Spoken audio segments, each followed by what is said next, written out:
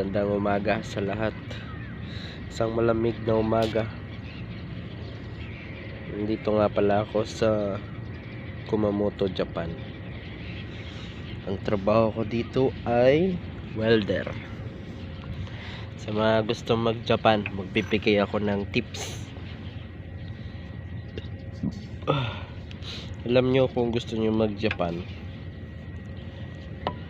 kaya nang ginawa ko dati sa Pinas, may mga schools na nag-o-offer ng study now pay later, kagaya ng PNTC na pinasukan ko sa Laguna, sa Calamba.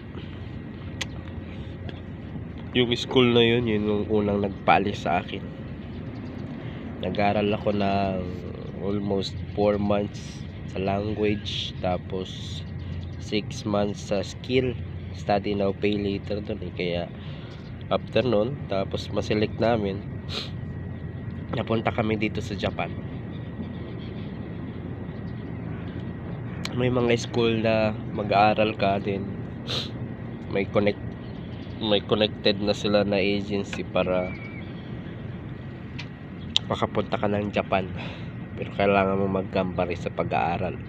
Tapos kailangan mo may pasa yung mga medical.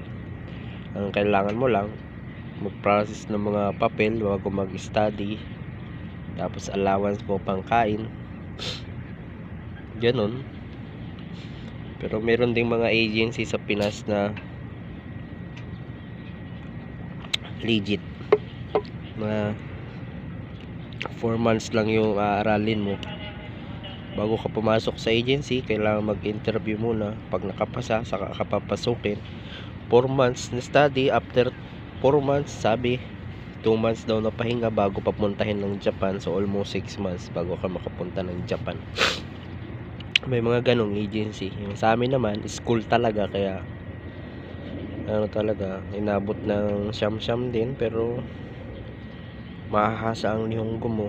Sa mga gusto mag-Japan dyan, bago kayo mag-Japan, kailangan nyo munang mag-ipon ng lakas ng loob at sabihin na nating pera din, kasi kailangan nyo para sa medical allowance. Pagdating nyo naman dito ngayong taon, hindi ka taasan ng yen, kaya marami sa Pinoy ang umuwi. Pero yung iba nag-i-stay kasi nagbabaka sakali na baka tumaas din ng Japanese yen. Ngayon ang palitan 0.37. Kaya nasa inyo kung magja-Japan kayo or ibang bansa.